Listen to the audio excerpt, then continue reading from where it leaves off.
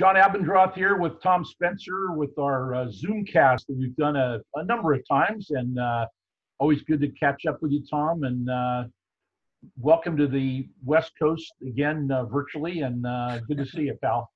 Yeah, you too, John. I had a great time coming home for the PGA Championship. Kind of sadly ironic. It was like the whole week. Remember how cold and foggy it was and chilly, and then all of a sudden the next week we were still in the Bay Area and the hot temperatures started. And obviously our thoughts go out to everybody being affected by these fires, and thanks to all the firefighters, the regular firefighters, volunteers that are trying to keep the entire community in the Bay Area and Northern California safe. So yeah, we're following it here from the East Coast, but had a couple more golf tournaments after the PGA, and now we're all finished at CBS. We did 11 in a row from the Colonial Tournament, the Charles Schwab, all the way through last week at the Northern Trust. I only had the good fortune to attend one of them, and that was the PGA. That was the one I really wanted to be in attendance for on site. But the rest of the time I was working from home, and we were able to pull it off. So it was a big achievement for the folks in the CBS Sports Division. Yeah, good. Well, I'll segue this as we try to keep lights on here, and I hope you got to Original Joe's of Westlake for a takeout. I know I referred a lot of people to it, so there you go. Hope they got some good business. There you go. Well, they're holding up very, very well, and they've actually been credited with being one of the real true leaders in the takeout world now, and they're doing very, very well with all of that. Certainly not to their normal standards, but they had a short period of time, where they were allowed to have certain numbers of people in eating. That's not happening now, but I do know I heard of even a couple of players get by there, and so anyway, it's they're doing a great job. And speaking of PGA, you and I haven't spoken since the PGA. What almost a Cinderella event for a local guy with Southern Cal ties, but having gone to Cal Berkeley. Colin Morikawa to win the way he did with all these just spectacular players. One time there was 7 tied, and you just knew there was going to be a shoe to drop. And who knew that he would have 2 of those? The great chip in on 14, one of the great golf holes in the Bay Area, and then spectacular drive on 16. What a finish! Yeah, it was incredible. In fact, in honor of Colin, John, I've still got my Harding Park PGA Championship yardage book that I'll keep and hang on to here. Normally, you walk away from one of these events with a shirt or a flag or something, a souvenir, and there wasn't anything to buy that week. Of course, you could certainly buy it online. I'm sure it's still available, but obviously 2020, any sporting event that happens this year is going to go down historically as being unique and remembered for probably the next 100 years. But yeah, Colin's game, and by the way, shout out to you. You were playing a little role there with some information. You got us in touch with his Cal golf coach, Walter Chun, over the weekend, and we were communicating with Walter both Saturday and Sunday, Steve Desimone as well, and getting a little bit of the background of Colin, in terms of his days at Cal Berkeley, or at Cal, I should say, coming over to Harding Park and playing the course. And then we were speaking in real time via text to his coach, who was on site, and he was telling us about some of the things they've been working on that Sunday morning to get ready for the round. And it was really start to finish. If you recall, the very first hole, he was in trouble. It's not a difficult starting hole at Harding Park, and Morikawa rolled in, I believe, a 25-footer for par. So when you make something happen like that on the first hole, he had another long par save on the front 9, and then, as you point out, the 2 signature shots of the tournament, the chip in at 14, short-sided there. He gets it in the hole for a birdie, and then really the shot that will be remembered 10, 15, 20, 25 years from now as the moment of the 2020 PGA, the drive at 16. John, you've played that hole probably 100 times or more. There's trouble left with the hazard, the penalty area there, and Lake Merced. There's the bunkers that are not a great spot to be. Of course, if you go to the right, you can get stymied behind the cypress trees, and he hits a ball in there in probably, a 10-foot window. and gets himself up there to make an eagle putt. And basically, as you say, turn a tournament that could have been unbelievably complicated at the end. We could have had a 5-6 man playoff. And by the way, they would have played everyone together in an aggregate format, 3 holes, 16, 17, 18. Imagine that with caddies and players and all that whole dynamic. But Morikawa just basically took the thunder right out of it, and what a finish for him. First major championship of what looks to be a very, very promising career. That would have looked like a whiskey run at some, club championship or invitational or something. I have to give a lot of credit to JJ Jakovac, who we've known for a number of years. He played junior golf with my son Mike, and he's from Napa. Played at the high school up there with Johnny Miller's kids. Played junior golf in the area. Went to Chico State.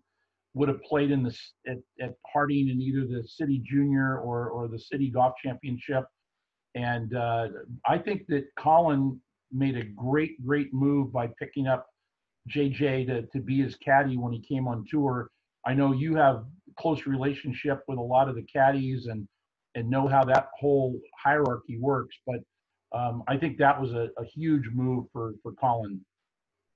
Right, that can be a difference maker. And I don't know JJ well, and I was very interested hearing all those biographical points you just mentioned, John. And I think one of our goals, especially in the biggest tournaments, is to give credit to the supporting cast of a player if there's the opportunity to do so. And so hopefully we'll get another chance with Morikawa on CBS here in the next 2 years where we can really give JJ his due, because yeah, he was on the bag last year at Reno Tahoe, which was a great, early victory for Morikawa. Remember, it's not easy. Tiger Woods' career is what it is now. But if you really go back and analyze it, when he won the U.S. Amateur in '96, he turned pro. He was given 7 tournaments to make his card for the 1997 season, and he was able to achieve that in grand fashion. He won 2 tournaments that fall, but even Tiger has admitted later on, John, that if he had failed there, who knows what happens? You have to go to Q school at that point in time. You've been through that process. Nothing guaranteed for you. So for Morikawa to win a tournament last summer and get his exempt status, obviously he's only missed 2 cuts in his career. His second one was last week in Boston. He's won 3 times and missed 2 cuts. What a start. But he's got that security to really get comfortable on the tour, because it's really all about repetition.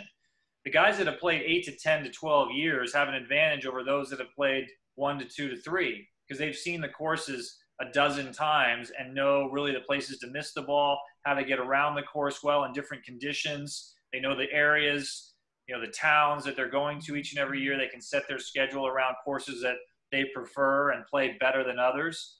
That's something that Morikawa will be able to do going forward. Yeah, great point there, and really great stuff. I think one last comment on Harding.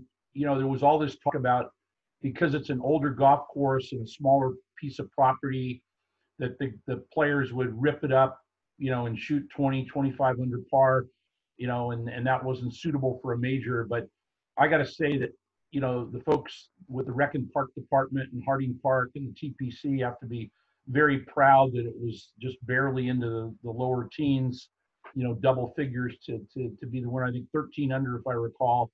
And I'd kind of said early on, I thought, this is going to play tough, and the tight holes, and like the 5th hole coming out of that chute, and 4, the guys trying to cut the corner, and very small window of fairway coming in at a funky angle. And it just worked out great, and it was a lot of good golf, and it wasn't 25, 30 under par for a major, and I think that was very appropriate. Yeah, a lot of things to consider. One, they don't know Harding as well as they know other courses, so there's that doubt, that uncertainty, that you just don't have the familiarity with the holes, the hole locations, the fairways, as you say, the lines to take off certain tees. Secondly, they don't play a lot of golf this time of year in those types of conditions, which is heavy air, cooler temperatures, a significant amount of wind each day. Whereas if you normally hit your 6-iron in the summertime, remember they were in Memphis the week prior, guys were probably hitting 6-irons about 190 yards. Then they come to Harding, that same club might go 168. So there's that adjustment, certainly.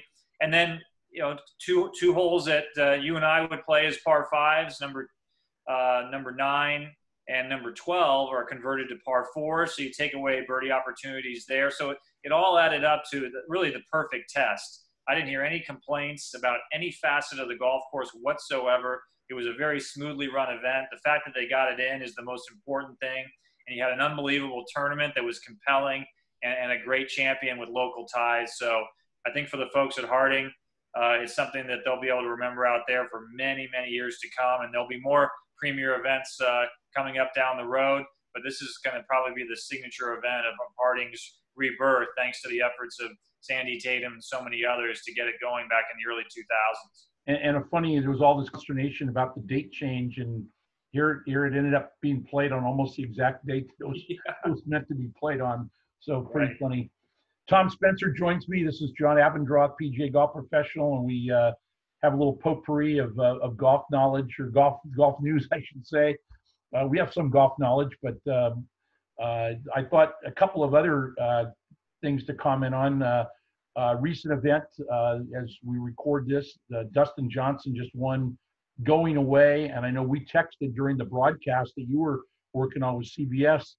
Here he's got a 9-shot lead, 2 holes to play. It's all over, and all of a sudden, here comes the thunder delay and the lightning delay, and it's the old story. Dottie Pepper said it. It's darker out here than it looks on TV, and I'm thinking you guys are just shaking your heads like, oh my goodness, do we have to come back tomorrow? What an event for Dustin and for you all at CBS. Yeah, particularly for those that are on site. After this incredibly long 3-month stretch, to have the last tournament, and I guess it was sort of ironic. We had an extra half hour the PGA Tour created to go to 6:30 Eastern time for the finish. And normally we're off the air at 6 Eastern time, John, for most events on the tour schedule. And if that had been the case, I believe the horn blew at 6:03. So and as you point out, the tournament result was never in doubt. It pretty much ended Saturday night when Dustin made eagle on 18. And it just continued Sunday. I mean, an unbelievably dominating performance. We were actually in New England last September doing a Patriots game, and I went out to TPC Boston with Tony Romo and played about 10, 11 holes on a Saturday. And I found it to be a pretty challenging golf course. And Dustin just does things that are really, you leave you in awe. He's a Hall of Fame golfer. Yeah, yes, he has one major and has lost several of them with chances to win coming down the stretch. But he's a guy, his career is still very, very much in front of him. You mentioned the dark, and it was kind of ironic. It's 20 years since Tiger's 2000 campaign, which will go down as probably the most amazing season in the history of golf, at least to date. And really, to me, the signature shot of that particular year, he had so many, but just the one that was so unusual and kind of captured it all was the 8-iron he hit on the 72nd hole in Akron, Ohio, in the dark, to about this far away. And it just, what a way to cap off that tournament and really that year. And it was 20 years almost to the day that Dustin kind of does it again in the dark and then wins by 11, which is the same margin that Tiger won at Firestone in 2000. So he is capable of doing Tiger-like things when he's on his game. Consistency has not been necessarily his forte, but if you really look at the last 5-6 years, Dustin Johnson arguably has played the best golf of anybody in the world. And like I said, I think it's going to continue. It does make for a great photo of he and the trophy at the end, in the dark, in the background, and all the photography lights and all that. So that's the one maybe good turnout from it. Right. Phil Mickelson misses the cut at that playoff event, and he then goes on to his first Champions event. What I find interesting there is there's been a lot of talk about the great superstars, of which Phil is. How much and would they support the Champions Tour? And here he goes to his very first one that he's eligible or available for, and he goes out and shoots 60 his first round and seemed to be having a lot of fun with it. And I think that's pretty cool. It is. I mean, you make a good point. Thinking back, like Jack Nicklaus was sort of lukewarm towards the PGA Tour champions. Arnold Palmer totally embraced it. At that point in his career, he was looking to play golf and compete against his friends and his peers. Jack kind of took the approach, well, I think I can still compete against the younger guys. So I'll slowly get into the mix. And he played his fair share. Trevino, he went right away and won a bunch of tournaments when he turned 50. So through the years, like Greg Norman has barely played it at all. Johnny Miller didn't tee it up. Now both Greg and Johnny basically kind of retired from the tour. So it's situational. But in Phil's case, John, he's trying to figure out a way to play competitive rounds because don't forget, the U.S. Open is going to be at Winged Foot in a few weeks, as hard as that is to imagine a September U.S. Open. And, of course, it's the one tournament that he needs to still win to cap off, his career with the Grand Slam, the career Grand Slam. So Phil, I thought, made a very smart decision and a good one for the game and for that tour, a jolt of energy and attention. So for him, he's looking at it as 3 competitive rounds and a chance versus going home and just pounding balls on the range. And as he was saying after his first round, I'm shooting 61s and 62s at home, but I can't bring it to the tour.